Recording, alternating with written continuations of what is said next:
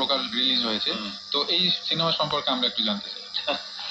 লোকেরা এটাই বলছে যে বিনোদিনীর পাহাড় লক্ষ্মীকান্তপুর লোকাল কেন, কারণ আমার মনে হয় ম্যাক্সিমাম পরিচারিকারা যারা আসেন তারা লক্ষ্মীকান্তপুর, বজবজ, দমদম, বনগাঁ এইসব জায়গা থেকে আসেন।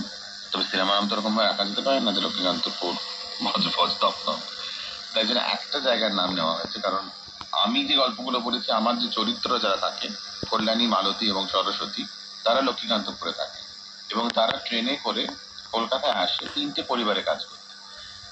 একটি পরিবার হচ্ছে উৎপল এবং লাবণ্য, আরেকটি পরিবার হচ্ছে অনির্বাণ এবং অপর্ণা, আর তৃতীয় পরিবার হচ্ছে আত্মদীপ এবং তিয়াস।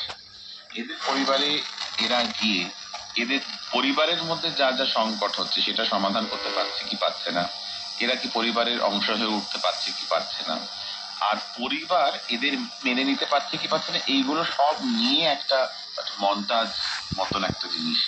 9টি মূল চরিত্র এবং সেই 9টি চরিত্রকে একটি সময়সীমার মধ্যে বেঁধে সিনেমাটা করা আমার কাছে মোস্ট চ্যালেঞ্জিং ছিল অ্যাজ এ ডিরেক্টর।